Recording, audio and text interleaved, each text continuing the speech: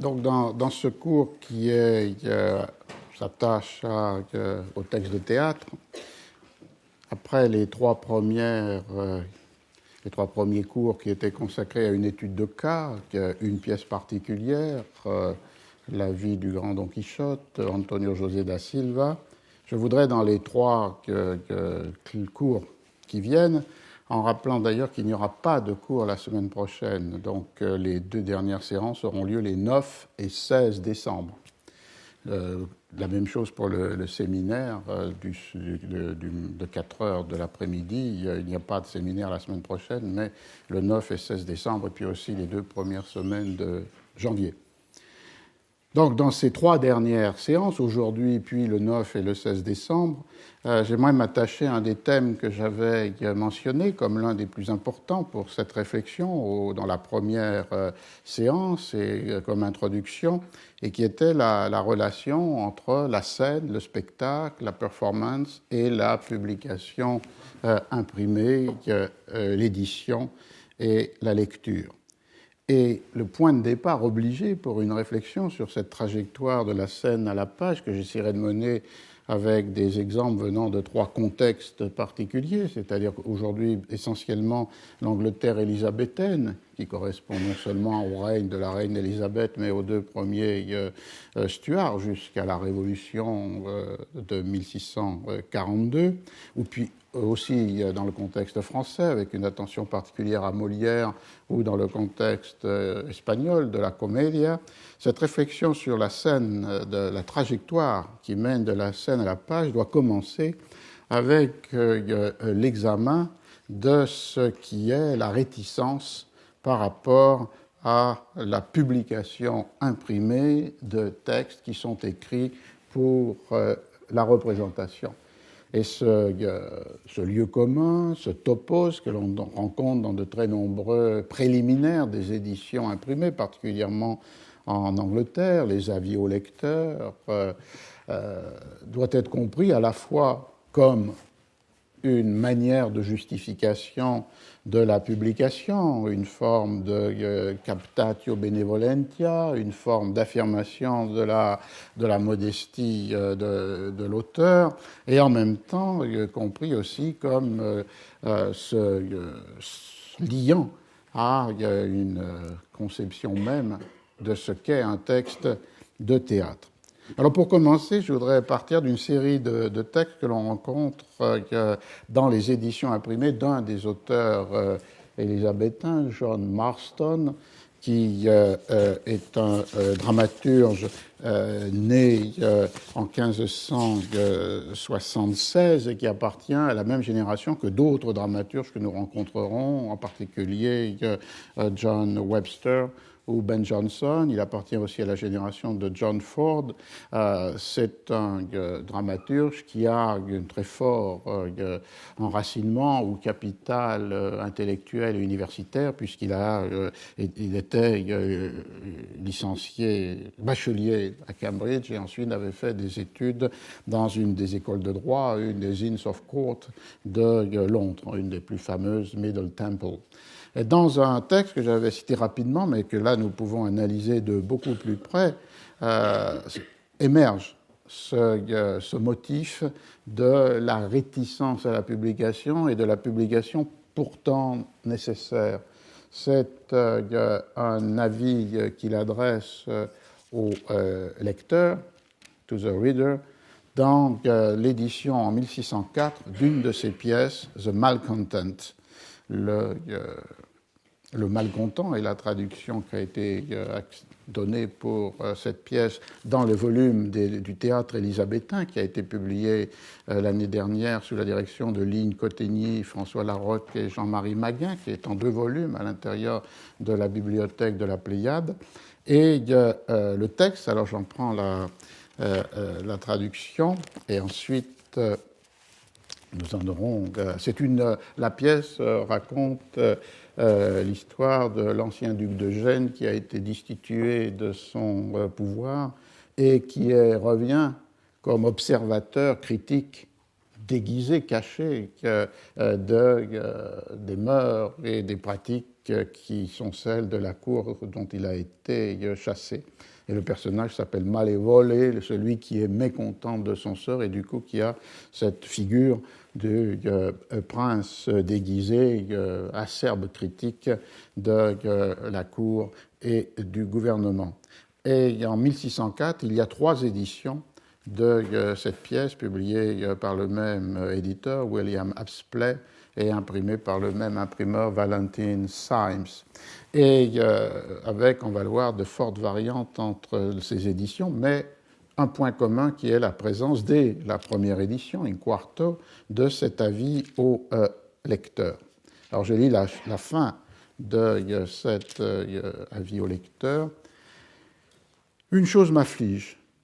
de penser que des scènes écrites pour être dites soient, par la force des choses, publiées pour être lues, et qu'afin d'en amoindrir le mal, je commette moi-même la faute.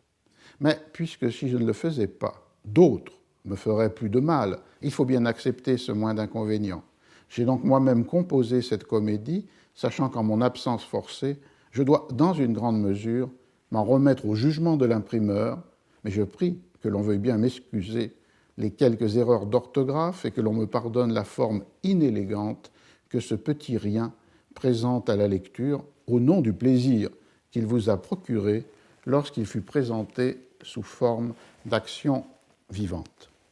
Alors on peut prendre ce texte en suivant les éléments qu'il met en place et en se référant évidemment aussi au texte original anglais, parce que tout d'abord, évidemment, on y rencontre cette figure rhétorique de la justification de la publication imprimée, qui à la fois est une manière de s'écarter, voire de trahir le genre théâtral qui est fait pour la scène, et dit le texte des scenes invented merely to be spoken, donc pour être dit, proféré, projeté à l'oreille des spectateurs, mais en même temps aussi une rhétorique qui lie cette trahison du genre avec la nécessité de la publication, avec cette allusion que d'autres me feraient plus de mal, c'est-à-dire une allusion au fait que les publications, de nombreuses pièces sont faites sans aucun consentement de l'auteur ou moi-même de la troupe qui était propriétaire du texte, et sont faites, comme on l'a évoqué, soit à partir de copies manuscrites, faites à partir rarement du manuscrit d'auteur, plus souvent du prompt book, le livre de régie qui sert à organiser les représentations, ou bien encore une autre forme de la reconstruction mémorielle, quelqu'un assistant à une ou plusieurs représentations, mémorisant le plus possible du texte et ensuite le mettant au propre et le vendant à un libraire, imprimeur. Donc c'est pratique en quelque sorte du texte dérobé, soit par la copie, soit par la mémoire, amène à ce constat que les éditions sont faites sans le contrôle de l'auteur et que donc elles pourraient être encore plus dommageables au texte puisqu'elles seraient moins exactes. On peut d'ailleurs noter que si cette plainte ou cette observation est justifiée du point de vue du texte lui-même, elle ne correspond à aucune possibilité juridique, puisque dans le monde des XVIe et XVIIe siècles, et particulièrement dans le monde de la Stationers' Company, la confrérie, enfin plutôt la corporation des libraires et imprimeurs de Londres, la propriété sur un texte est tout à fait indépendante de l'origine de ce texte. Et quelle que soit la manière par laquelle le libraire ou l'imprimeur-éditeur ont acquis ce texte, à partir du moment où ils le font enregistrer par la communauté, ils obtiennent ce qui jusqu'en 1704 est désigné comme writing copy, et ils sont propriétaires du texte. Il n'y a donc aucun délit possible en rapport avec une origine dérobée du texte. Donc ça, c'est le point de départ, et l'on voit qu'il y a ici, dans la perspective de Marston, cet élément crée non seulement l'écart entre le texte pour la scène et le texte sur les pages, mais il crée aussi ce second écart entre le texte établi par l'auteur pour l'édition et l'édition imprimée. Puisque l'on voit ici d'ailleurs que la traduction de j'ai donc moi-même composé cette comédie. Composé n'est pas tout à fait le mot qui conviendrait, parce que l'expression en anglais to set forth, qui voulait dire qu'il a lui-même préparé le texte pour l'édition. Ce n'est pas la composition dramatique ou littéraire du texte dont il est question. Là, ce dont il est question, c'est l'établissement d'un texte pour l'édition imprimée, de façon à avoir un contrôle sur ce texte imprimé qui va le mettre à l'abri des textes dérobés qui, presque par nécessité, seraient publiés.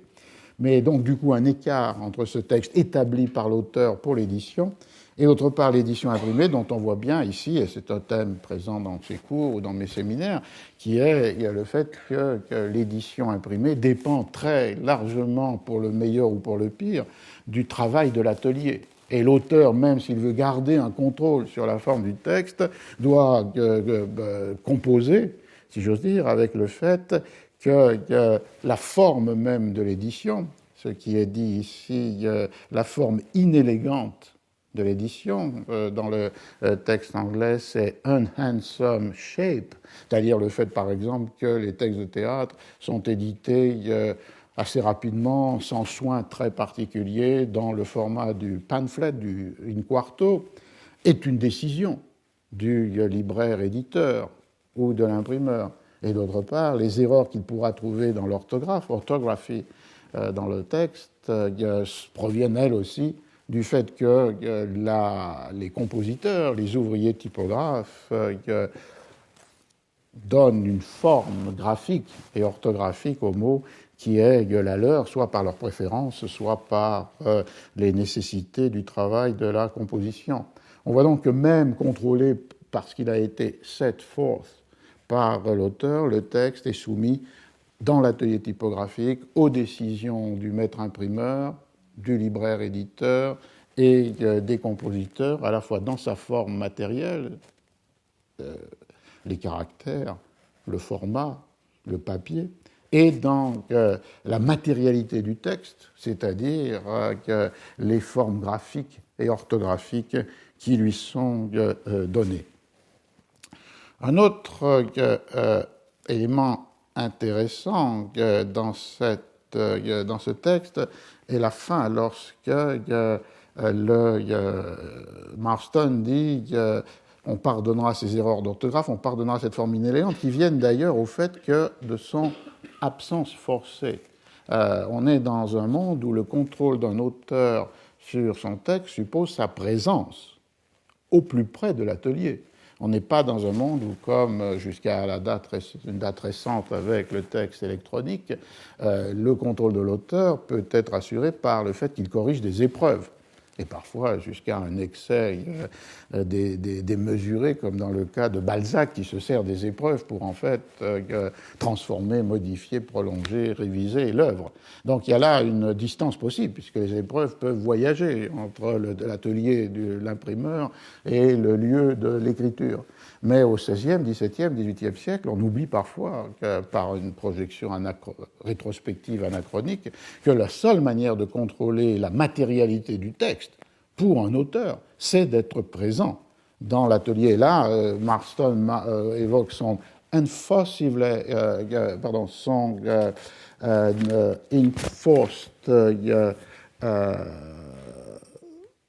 absence, enforced absence, son absence obligée, son absence forcée, et donc laisse, plus encore que dans d'autres cas, ces décisions du maître imprimeur ou des compositeurs, des typographes, l'emporter. Alors, il présente comme une forme de captatio benevolentiae le fait que même ce texte qui a des erreurs, qui est inélégant, ce petit rien présentera à la lecture, enfin que vous pourrez excuser ces erreurs, parce que ce petit rien présente à la lecture ce que l'action vivante a présenté pendant le spectacle et qui a créé le plaisir que mentionne Marston. On voit qu'à partir de ce moment-là, l'édition imprimée devient en quelque sorte un objet de mémoire, devient la trace matérielle du souvenir des spectateurs et des auditeurs présents lors d'une des représentations et ayant reçu plaisir de cette représentation. On voit qu'ici, il y a comme une métaphore qui n'est pas totalement aboutie, mais qui est présente dans ce texte. J'ai souvent parlé dans tes cours ou dans les séminaires de la métaphore qui fait que le livre est pensé ou décrit comme un corps humain, puisqu'il a une âme, le discours, et qu'il a un corps, la matérialité de l'objet. Ici, l'on voit que la métaphore se déplace sur l'idée que la représentation est celle qui donne à entendre et voir,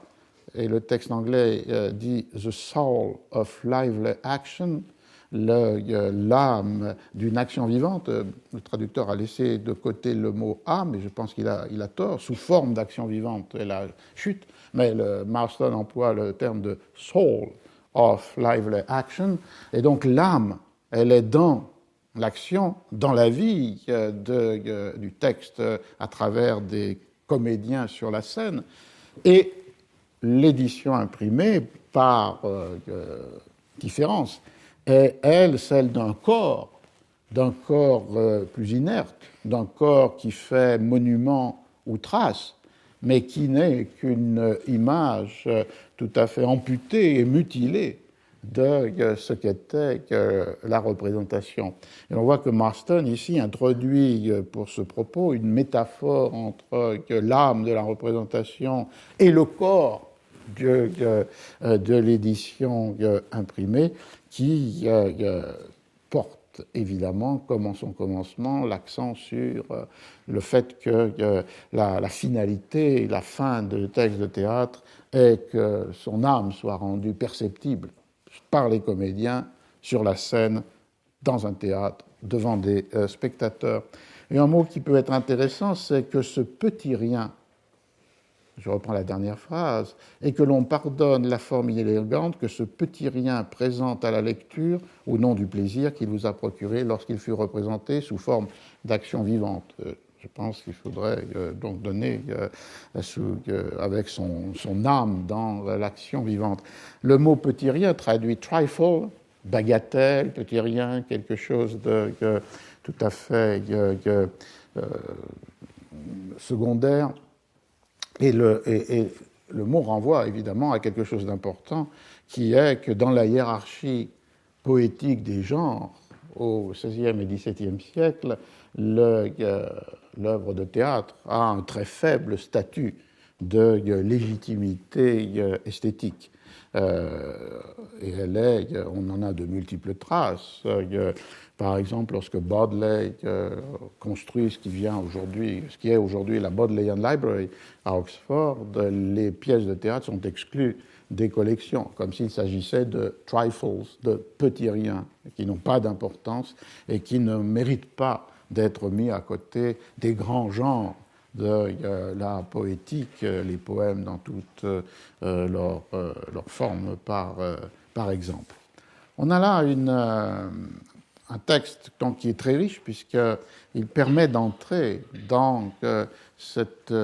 double écart entre la scène et la page, et d'autre part entre le texte établi par l'auteur et le texte imprimé dans l'atelier typographique, situant ce double écart à l'intérieur du faible degré de légitimité esthétique du texte de théâtre. Si l'on poursuit avec cette pièce et l'analyse, je pense qu'on peut être introduit à la pratique du théâtre élisabétain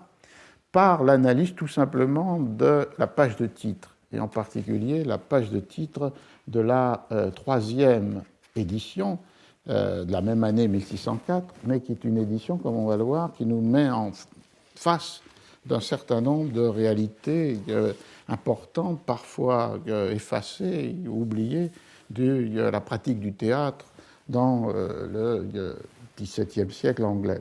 La page de titre, comme beaucoup de pages de titre, commence par le titre, The Malcontent, et ensuite on a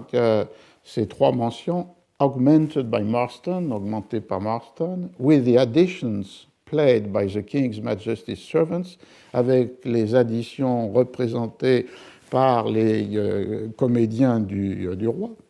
written by John Webster, écrite par John Webster. Et le bas de la page, comme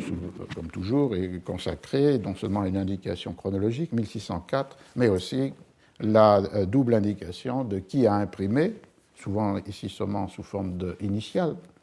VS, Valentine's Times, pour qui, c'est-à-dire pour qui a payé l'édition, le libraire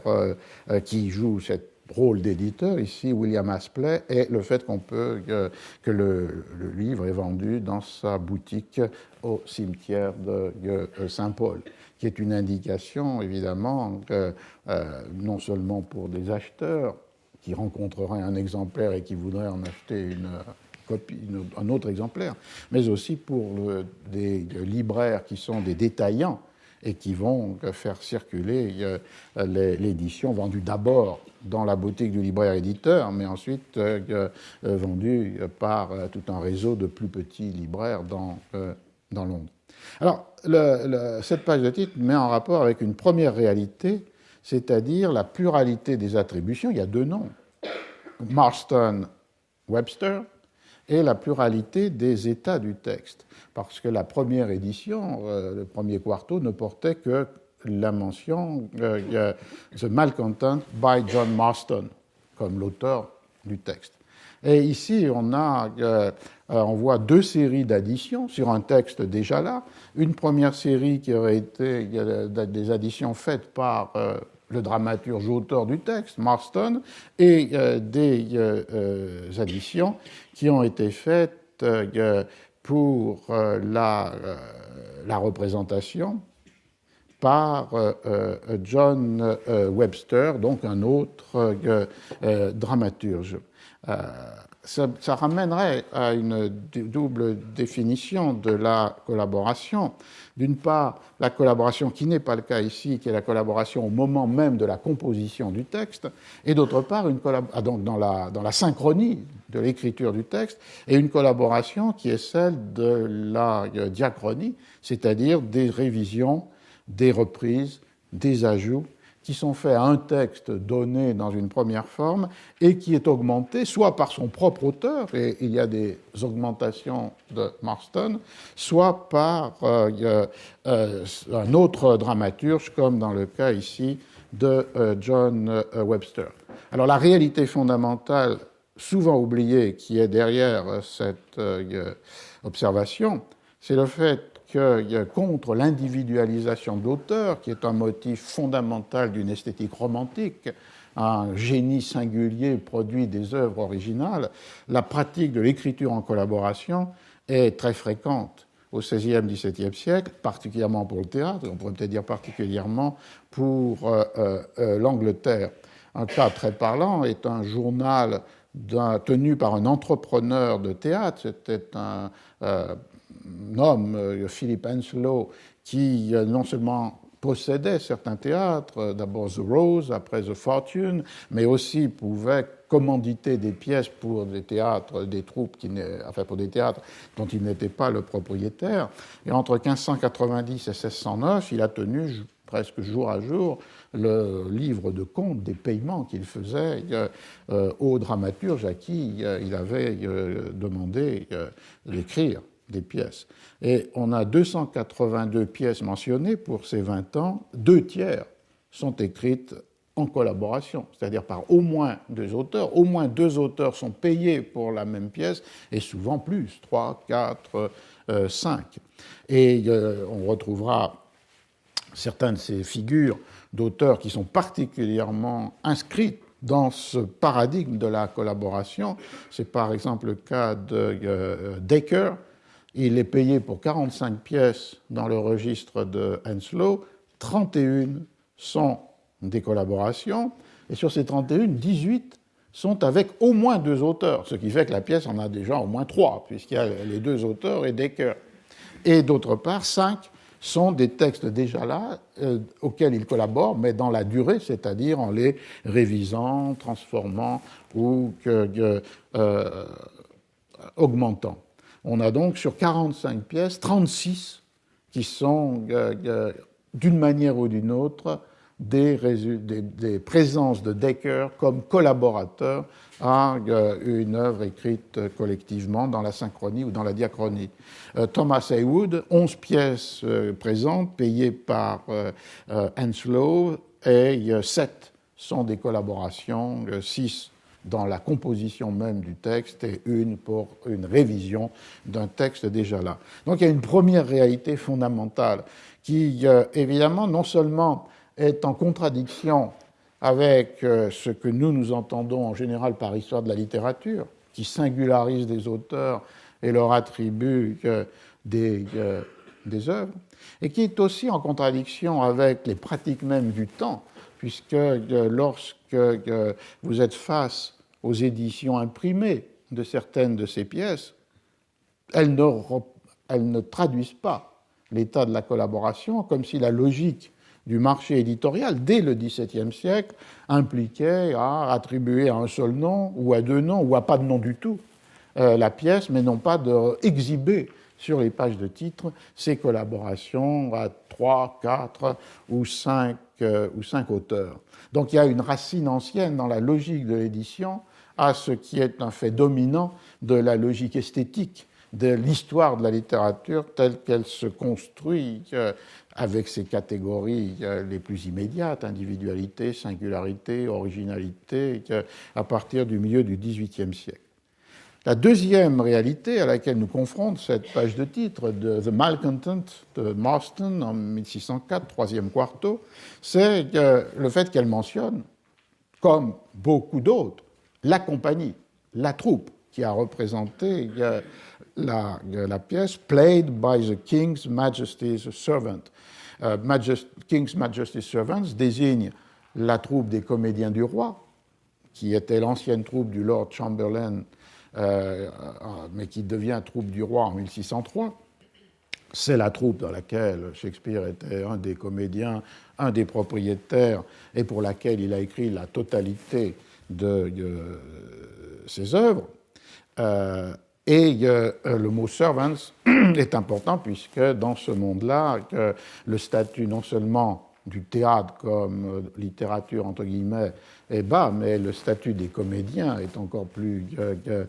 dénué de légitimité sociale, et donc ils sont identifiés à des serviteurs, soit du roi, soit de la reine, soit d'une maison aristocratique. Et un des traits qui caractérise cette condition domestique des comédiens, c'est qu'on leur remet chaque année une livrée, un habit qui est celui des serviteurs ou des domestiques d'une maison princière ou d'une maison royale. Donc les King's Majesty's Servants, c'est la troupe de Shakespeare, c'est la troupe du roi. Mais le fait important, c'est que cette pièce a d'abord été jouée par une autre troupe, qui était la compagnie des Children of the Chapel Royal, c'est-à-dire les enfants de la chapelle royale, qui était celle de la reine. On traduit souvent les enfants de la compagnie des menus plaisirs de la reine, et qui, elle, jouait, non pas comme on peut le supposer ici, la pièce jouée par les comédiens du roi dans le théâtre du Globe, mais jouait dans le théâtre des Blackfriars, c'est-à-dire des Frères Noirs, un théâtre qui a occupé un bâtiment, un couvent qui était celui des Dominicains, des Frères Noirs, sécularisés, comme vous le savez, avec la réforme de Henri VIII à partir de 1538, donc devenu une propriété privée, louée pour des représentations de théâtre, et à partir de 1597, pour des représentations faites par ces troupes d'enfants. Il y en a plusieurs, mais celle-ci est une des plus visibles, renommées, c'est-à-dire les enfants de la chapelle royale. Ce qui est intéressant, c'est que les King's Men qu'on a ici, les King's Majesty Servants, vont récupérer en 1608 ce théâtre des Blackfriars. Mais durant la période où on est, en 1604, il y a une dualité entre les lieux théâtraux, et c'est une manière pour nous d'entrer dans une question fondamentale qui est le lieu où se donne la représentation de théâtre. Et dans le cas anglais du XVIIe siècle, il ne peut pas y avoir une opposition plus marquée que celle que cette pièce donne à voir, qui est entre ce que l'on appelle des public amphitheaters, c'est-à-dire les théâtres comme le Globe, et d'autre part ce que l'on appelle les private houses, les théâtres privés, mais qui n'ont rien de privé au sens, comme on dirait aujourd'hui, théâtre public subventionné par l'État ou par les collectivités, et théâtre privé qui vide ses propres revenus. Le mot ne désigne pas du tout une question du financement des représentations. Il oppose les grands espaces des théâtres à ciel ouvert, qui sont, comme le Globe, ceux qui accueillent des publics considérables, 2-3 000 personnes, avec les théâtres dits privés et qui sont des théâtres fermés, qui sont avec un nombre de spectateurs beaucoup plus réduit et dont les prix d'entrée sont beaucoup plus élevés. Et donc l'opposition, elle structure l'espace théâtral à Londres au début du XVIIe siècle, puisque à partir de 1576, se sont multipliés dans les périphéries et surtout sur la rive sud de la Tamise, the Bankside, des théâtres qui, à partir du premier, qui s'appelait The Theatre, ont cette structure, c'est-à-dire à ciel ouvert, avec une aire où les spectateurs sont debout, la majorité, ceux qu'on appelle donc du coup les groundlings, ceux qui sont debout sur leurs jambes sur le yard ou sur cette aire dans laquelle se masse le parterre, et d'autre part, où d'autres spectateurs qui payent des prix d'entrée plus élevés et qui appartiennent à des conditions sociales plus hautes peuvent être sur les galeries qui entourent l'aire hexagonale du théâtre ou même sur des loges. Et la scène s'avance au milieu de cette aire hexagonale avec un ciel, c'est-à-dire elle est protégée par un ciel qui a d'ailleurs tout un ensemble de décorations dont la signification symbolique est forte, ou parfois même une signification telle que Francis Yates avait voulu suggérer, qu'il y avait une structure art de la mémoire. Il y a aussi une trappe qui permet des effets scéniques, d'arrivée de personnages des enfers ou des fantômes. Et il y a sur le mur du fond, puisque l'hexagone est fermé par un mur au fond, une sorte de galerie qui permet aussi des jeux de scène, lorsqu'il y aurait comme un dialogue entre des personnages sur la scène qui est au milieu de l'aire où se trouvent massés les spectateurs du parterre, les groundlings, et d'autre part des personnages qui leur parleraient d'en haut, qui leur parleraient d'ailleurs, mis sur cette galerie occupée par des comédiens ou occupée par les musiciens. Et c'est ce modèle-là qui essaime à partir de 1576 et plus encore à partir de 1596, lorsqu'une interdiction formelle d'ouvrir ce type de théâtre dans la ville elle-même par crainte de désordre ou de troubles. Beaucoup des voisins ou des riverains des théâtres qui s'étaient installés dans la ville elle-même ont porté plainte. Donc il y a une interdiction municipale. Tous les théâtres doivent être installés à la périphérie, un peu au nord, mais surtout au sud. Au nord, on a le Theatre, 1576, le Curtain, 1577, the Fortune, 1600, et au sud, dans le quartier de Southwark, sur le Bankside, on a le théâtre de la Rose en 1587, le théâtre du Swan, du Cygne en 1595 et le Globe, ouvert en 1599. On peut avoir une idée de ce qu'étaient les représentations à travers quelques récits de voyageurs qui sont arrivés à Londres et qui ont assisté à une représentation, puisque l'on voit qu'à partir de 1600, vous avez au moins 6 théâtres qui jouent en concurrence dans la ville, une offre dramaturgique considérable, ce qui a des traits d'ailleurs qui peut expliquer la richesse du répertoire élisabétain qui doit alimenter ces représentations quotidiennes pour un nombre considérable de scènes. Et ce qui peut expliquer aussi contre ce que disait Marston, c'est-à-dire que presque nécessairement son texte pourrait être dérobé et publié, que, j'y reviendrai, une grande majorité des textes de théâtre produits pour ce rythme très important et très dense des représentations n'ont jamais été publiés. On estime soit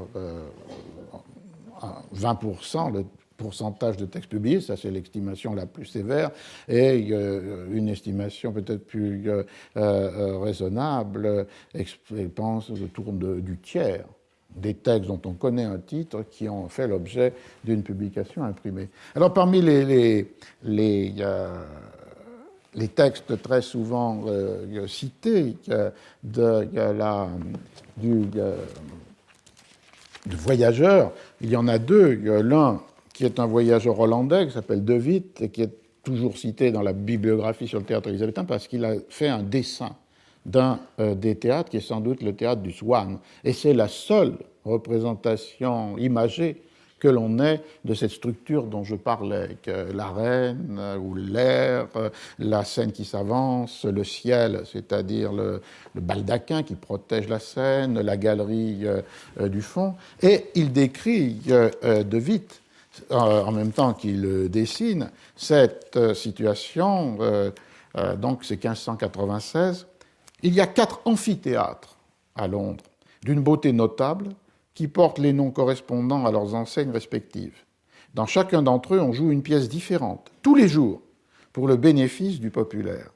Les 2 plus magnifiques se situent au sud, au-delà de la Tamise, et comme l'annoncent les enseignes qui y sont suspendues, s'appellent la Rose et le Cygne, The Rose and the Swan.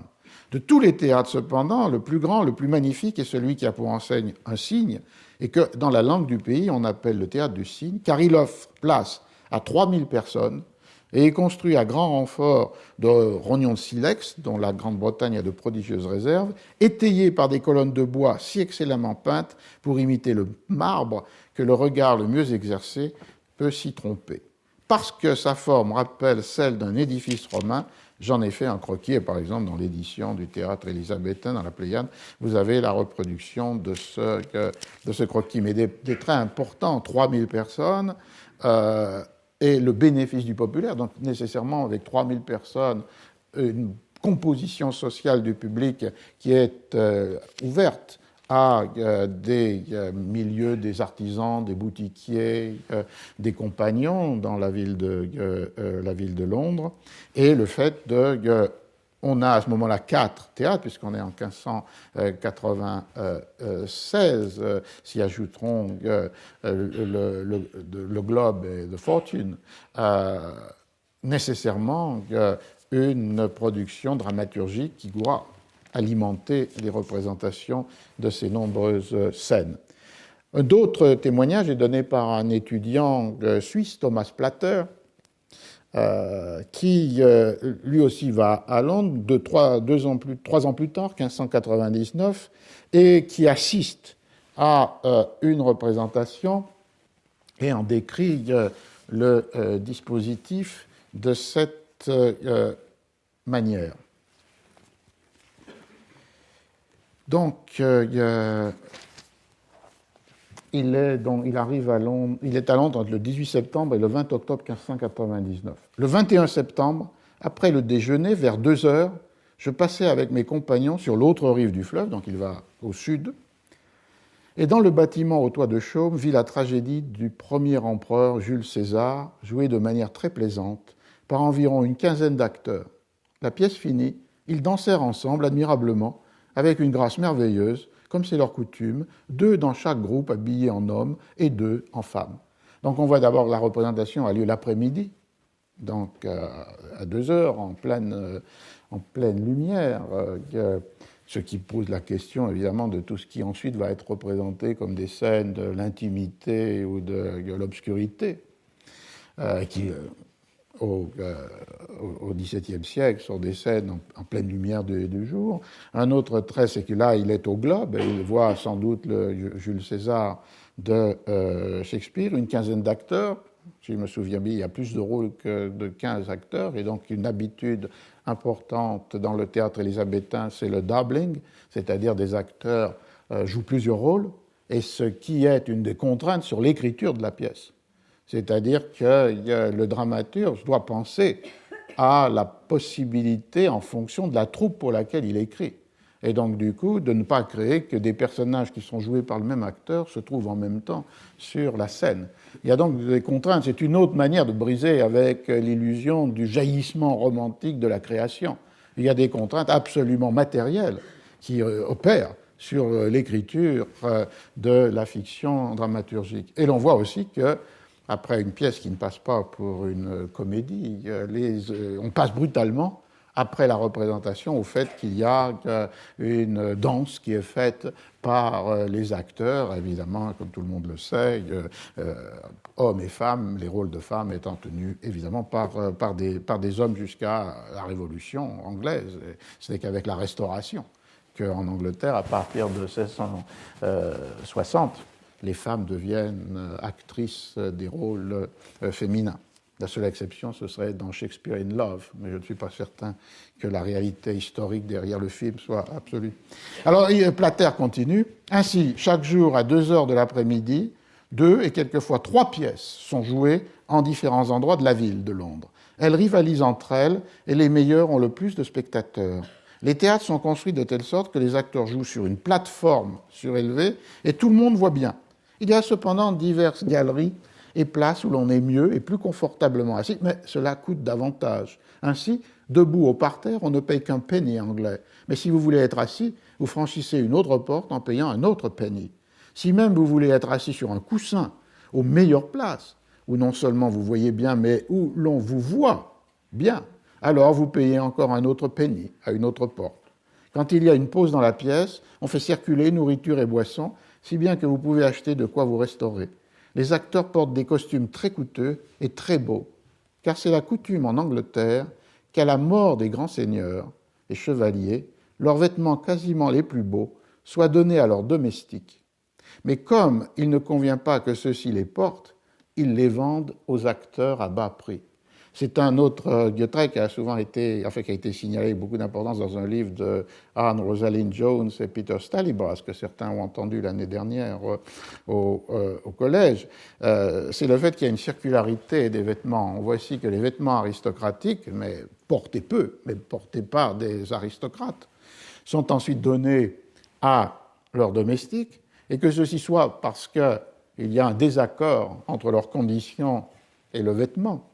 ou bien parce qu'ils ont besoin d'argent et vont donc mettre en vente à des revendeurs, vendre à des revendeurs ces vêtements, les troupes de théâtre s'approvisionnent en costumes de scène chez ces revendeurs d'habits aristocratiques cédés par des domestiques, et donc du coup, ces vêtements portés sur la scène par des aristocrates de fiction l'avaient été auparavant par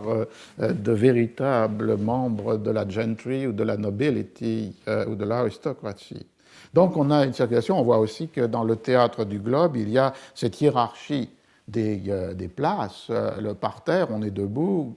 les galeries, on est assis mais sur des bancs de bois, et puis des lieux qui sont peut-être presque des loges dans lesquelles il y a des coussins et sur lesquels peuvent s'asseoir ceux qui non seulement veulent voir, mais veulent être vus.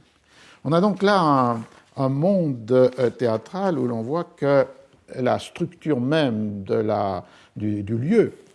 impose un certain nombre de conditions à la représentation, et en particulier un thème qu'on va retrouver, qui est la tension entre l'écoute et la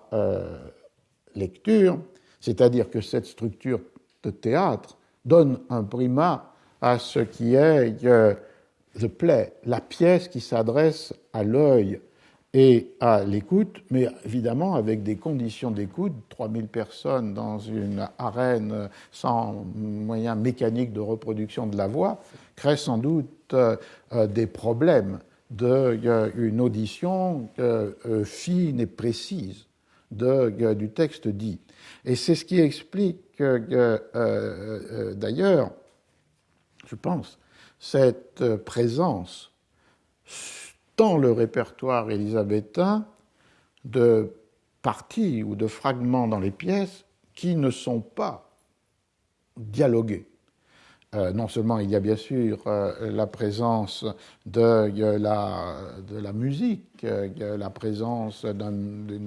comme on l'a vu ici, de la danse, de la musique qui peut servir d'intermède à l'intérieur des représentations, même si, comme je vais y venir, ces intermèdes sont moins nombreux et moins présents que dans le théâtre du private halls, les théâtres privés, fermés. Et d'autre part, il y a cette présence dans les pièces, y compris shakespeariennes, de ce que l'on appelle dumb show, c'est-à-dire des représentations muettes, des pantomimes, qui ont des rôles différents dans les pièces. Dès la première pièce,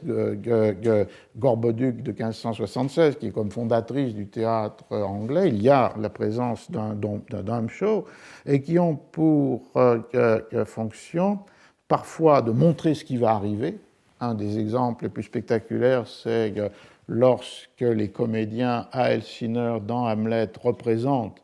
la pièce, le meurtre de Gonzague, à laquelle Hamlet a ajouté des lignes de façon à espérer que Claudius se dévoile, choqué par le fait de voir dans cette pièce ce qui a été, qui est en quelque sorte un double de son propre histoire, le meurtre de son frère, Hamlet le père, et les épousailles avec sa veuve, Gertrude. Ou bien, comme on le voit, je l'utiliserai peut-être dans la Spanish Tragedy de Thomas Kyd, l'utilisation du dumb show comme un théâtre dans le théâtre. Et donc il y a des parties de pantomime qui sont présentes, et y compris dans les pièces qui appartiennent au répertoire qui va devenir le plus canonique. Et on peut aussi penser que ces conditions de la représentation qui portent accent sur ce que l'on voit, au moins autant, sinon plus, que ce que l'on peut entendre, explique aussi ce qu'on a pu appeler une esthétique baroque de la cruauté, et qui fait que les pièces élisabéthaines ne sont pas économes pour montrer sur la scène d'horribles cruautés, assassinats, tortures,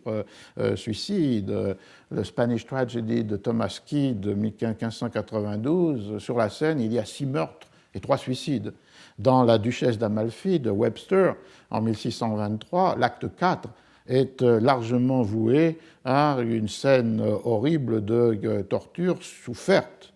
par la duchesse d'Amalfi, infligée par son frère jumeau, Ferdinand, et par un des sbires ou espions de celui-ci, Bozola, et qui met en scène le fait qu'on fait toucher à la duchesse la main d'un cadavre, ensuite qu'on lui présente des effigies de cire de son mari et de ses enfants morts, et ensuite qu'elle est plongée au milieu d'une sorte de nef ou de mascarade des fous. Il y a donc une théâtralité aussi. Titus Andronicus, une des premières pièces de Shakespeare, c'est aussi une illustration de cette présence montrée, exhibée de la cruauté, la langue arrachée à Lavinia, un des éléments de cette pièce, où à la fin, reprenant évidemment le répertoire de Sénèque, le fait de faire manger à la reine des Goths sous forme de pâté ses propres enfants qui ont été dépecés et cuits. Donc il y a là une esthétique qui s'explique en partie par la condition de représentation sur sur la scène. Et un dernier thème sur lequel je reviendrai, on a vu que les spectacles commençaient vers 14 heures et la durée, un thème important pour le rapport entre la scène et la page, la durée est en général annoncée dans un certain nombre de pièces, par exemple shakespeariennes, comme une durée d'un spectacle de 2 heures et demie. Et c'est presque une formule qui est répétée les 2 heures de la représentation. Alors face à ces lieux théâtraux, il y a d'autres lieux de théâtre, certains qui ont de l'importance, qui en ont eu dans les cours que j'avais consacrés à Cardenio, c'est-à-dire la cour, Whitehall, le palais royal, et aussi d'autres palais du roi ou de la reine, comme Greenwich. Il y a aussi les... et dans ce cadre-là, dans le cadre de la cour, on peut avoir l'importance d'un genre qui s'appelle the masque, et qui est un spectacle de danse, de chant, dans des décors somptueux. Des masques de Ben Jonson dus à Inigo Jones sont les plus emblématiques, et où parfois, comme on le verra à la cour de France, que le roi ou la reine peuvent eux-mêmes participer. Un autre lieu théâtral est le théâtre des Inns of Court, c'est-à-dire des collèges de droit, le théâtre aussi à Oxford et Cambridge des universités, parallèle à ce que l'on connaît dans l'Europe catholique avec le théâtre des collèges, et en particulier des collèges jésuites. Et puis, il y a, plus important en termes d'impact sur le public, la représentation dans ces private halls, ces théâtres privés, que, comme je le disais, ne sont pas plus ou pas moins privés que les autres, mais qui ont la caractéristique d'être des espaces fermés, souvent donc réutilisant de grandes salles à l'intérieur des couvents qui ont été sécularisés par la Réforme. Tous les spectateurs sont assis, les prix d'entrée sont évidemment beaucoup plus élevés, le public est plus élitaire, on y trouve fondamentalement soit des étudiants, à Londres les étudiants des écoles de droit, les jeunes nobles, souvent caractérisés comme gallants dans les pièces elles-mêmes, l'aristocratie, et comme sur les théâtres en France, on a non seulement les spectateurs assis dans les loges, assis dans ce qui est l'équivalent du parterre, mais aussi certains sur la scène même, avec leur siège placé sur la scène. Et un lien... Alors donc là, on a affaire aussi à un théâtre qui va permettre une présence plus forte des chants et de la musique, un soin plus précis dans les décors, un éclairage, même si c'est dans la journée, qui est assuré par des chandelles et qui donc permet aussi des effets de position entre le clair et l'obscur différents du grand amphithéâtre public où tout se passe en plein jour. Et ces caractéristiques, en particulier pour la présence dans les représentations et donc dans les pièces elles-mêmes de chant et de musique, va être accentuée par le fait, comme je le disais, que la plus fameuse des salles de ce type, à Londres, la salle des Blackfriars, d'abord entre 1577 et 84, puis entre 1600 et 1608, va être donnée pour les représentations assurées par des troupes d'enfants, la Chapelle Royale et aussi les Children of St. Paul, les enfants de la cathédrale. Et quelle est l'origine de ces troupes d'enfants? Ce sont les manécanteries, c'est-à-dire des chœurs d'enfants qui chantaient lors des cérémonies religieuses et qui donc, transformés en comédiens, gardent quelque chose de leur compétence première, c'est-à-dire d'être des chanteurs. Et donc, du coup, dans les private halls et dans le répertoire qui est joué, sont inscrites de très nombreux interludes ou intermèdes musicaux chantés ou même des fragments de concerts, c'est-à-dire de pures partitions musicales. Et donc c'est un lien qui s'est établi là entre les troupes d'enfants et leurs caractéristiques spécifiques et la scénographie des lieux à l'intérieur des private halls. Mais les Blackfriars ne sont pas les seuls. Il y a aussi, à partir de 1616, The Cockpit, ou bien à partir de 1629, Salisbury Court. Donc, il y a une dualité, une compétition, en particulier dans toute cette période 1600-1608, c'est la période du malcontent, et on retrouverait une allusion dans cette compétition qui va donner lieu d'ailleurs à la fin du XVIe siècle, au début du XVIIe, à une véritable guerre des théâtres entre les troupes qui jouent dans les public amphitheaters et les compagnies d'enfants qui jouent et chantent dans les private halls. Il y a un écho de cela dans Hamlet, lorsque les comédiens de la ville, the tragedians of the city, viennent à Elseneur, au palais d'Hamlet, et la question est, mais pourquoi est-ce qu'ils sont devenus itinérants? Et la réponse que fait Horatio est de dire qu'ils ont été chassés de la ville par le succès des troupes d'enfants et qu'ils ont donc entré dans une carrière de troupes ambulantes, itinérantes, qui représentent les pièces dans différentes maisons aristocratiques, dans ce cas-là, le château d'Elsineur pour le roi de Danemark. Mais en même temps, en 1608, comme je l'ai dit, la troupe de Shakespeare, The King's Men, va s'emparer du Blackfriars, et donc du coup, à partir de ce moment-là, c'est la même troupe qui peut jouer dans un lieu et dans l'autre, et qui peut jouer parfois les mêmes pièces, mais évidemment différemment. On trouverait là un thème à la Molière sur le rapport entre jouer à la cour et jouer à la ville. Mais ici, c'est pas la cour et la ville, c'est jouer dans deux types de lieux théâtraux différents. Alors, je vais revenir, et pour en finir avec cela, au texte de Marston dans Malcontent, dans la mesure où l'une des additions qui a été faite par Webster à la pièce qui existait déjà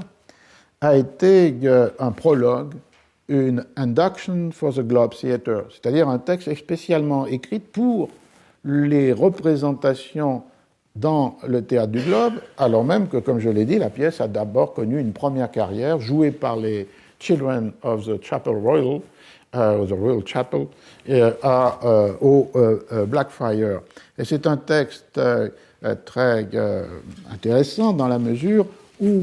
il met en scène, dans la pièce elle-même, la troupe du Globe. Ce prologue commence avec l'apparition d'un jeune galant, d'un de ces jeunes aristocrates, qui est joué par un, évidemment, des comédiens de la troupe du Globe, qui s'appelle Sly. Et toute l'induction, tout le prologue est lié à cette idée d'une pièce qui est passée d'un lieu à un autre, d'une compagnie à une autre. Et il y a Sly, la première, je vais juste commencer ça, puis on va faire une petite pause et on pourra reprendre ensuite. Le premier dialogue est entre un des assistants, de personnes qui travaillent dans le théâtre du Globe, avec l'entrée de Will Sly comme un jeune aristocrate qui est suivi d'un de ses serviteurs qui tient un tabouret. L'assistant. Monsieur, les gentilshommes vont se fâcher si vous vous asseyez là, parce que Sly veut s'asseoir sur la scène même. Pourquoi? Dans les théâtres privés, on a droit de s'asseoir sur la scène. Ne me prendrais-tu pas pour un gentilhomme de la campagne? Crois-tu que je craigne d'être sifflé? Je parie que tu m'as pris pour un des acteurs. Non, monsieur, un jeu, puisqu'évidemment c'est un des acteurs qui joue ce personnage qui dit qu'il ne doit pas être pris pour un des acteurs. Et Sly ajoute, pardieu, si c'était le cas, je ne t'aurais donné que 6 deniers pour ton tabouret. Que ceux qui portent des habits démodés s'assoient dans les galeries. Me siffler, celui qui craint les moqueries au point de quitter la taverne ou l'auberge n'est que rarement rassasié ou saoul en bonne compagnie. Où sont Harry Condell, Dick Burbage et Will Sly? Laisse-moi parler à certains d'entre eux. Si vous voulez bien entrer, monsieur, vous le pourrez. Je te dis que non, j'ai vu cette pièce tant de fois que je peux leur dire de quoi ils retournent. J'ai noté la plupart des plaisanteries dans mes tablettes. Alors je termine cette première partie du cours aujourd'hui avec le commentaire de ce passage. En fait, cet assistant est bien un employé du théâtre, mais que Sly considère comme son domestique et lui fait porter le tabouret sur lequel il voudrait s'asseoir en montant sur la scène elle-même. Alors on voit ici des traits intéressants captés par Webster, c'est-à-dire que effectivement la différence entre le lieu où les gentilshommes peuvent être assis au Blackfriars sur la scène elle-même et au Globe dans des galeries, comme je le disais, alors que la majorité, la masse des spectateurs est debout sur le Yard, comme une sorte de parterre. D'autre part, on voit qu'il cite trois des acteurs les plus importants et les plus fameux de la troupe des comédiens du roi. Candel, qui était aussi un des propriétaires, puisque la structure des compagnies est que les principaux acteurs sont en même temps ceux qui tiennent des parts du capital de la compagnie. C'est pour ça qu'on les appelle shareholders. Ils ont des parts. Et ils se répartissent évidemment les bénéfices au prorata des parts qu'ils ont dans le capital, qui est celui de la compagnie. Et Condell est fameux puisqu'il est un des deux éditeurs, au sens de editors, qui a établi les textes pour le folio de 1623, des œuvres de Shakespeare. L'autre est le grand acteur du début du XVIIe siècle, c'est-à-dire Burbage, qui joue dans la pièce Malevole, le duc de Gênes de retour pour observer sa cour, mais c'est lui qui jouait Hamlet, Roi Lear, Othello. Et le troisième, Sly, et c'est le jeu, puisque c'est Sly jouant le jeune galant qui demande à parler à Sly, l'acteur, le comédien de la troupe. Et le dernier trait que je voudrais retenir dans cette entrée du prologue,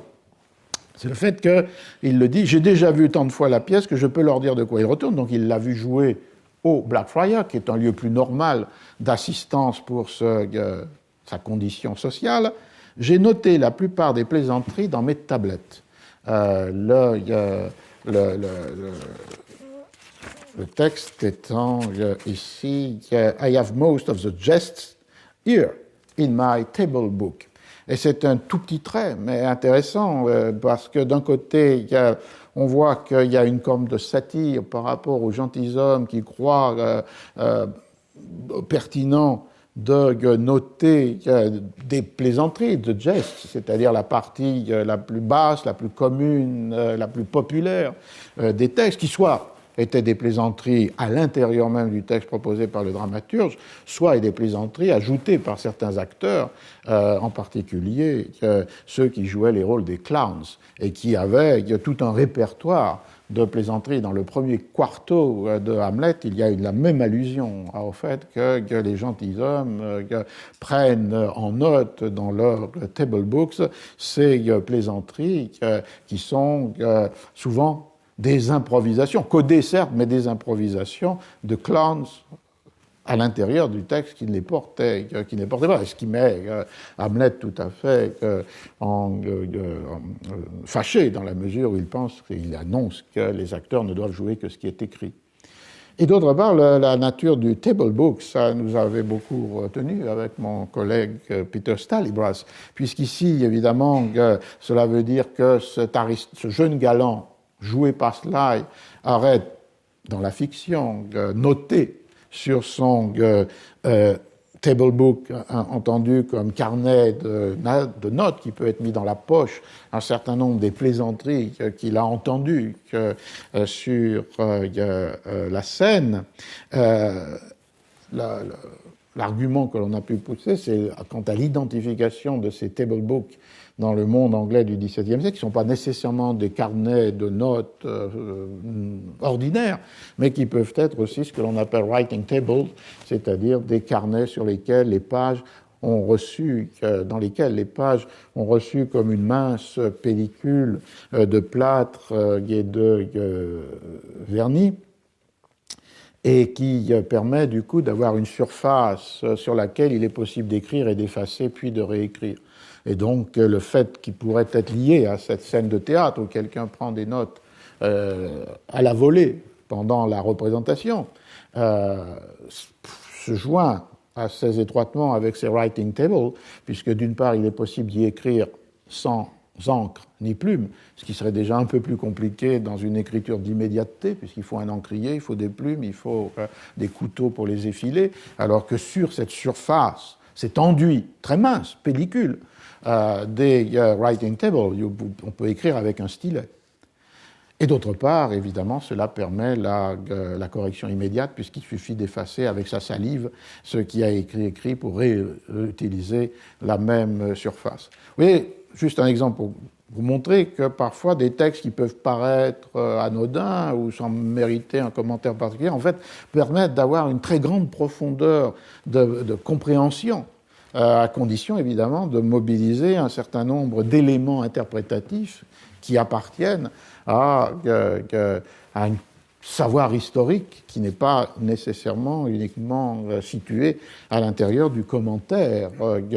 esthétique, poétique ou dramaturgique du texte. Alors on peut peut-être faire 5 minutes de pause et puis je reprendrai, terminer l'analyse de l'induction écrite par Webster pour la pièce de Marston, parce que là encore, avec la même démarche, on peut en extraire des éléments de compréhension qui débordent de beaucoup ce fragment textuel. Donc on peut reprendre à 11h10, puisque je vois qu'il est écrit 11h06 ici.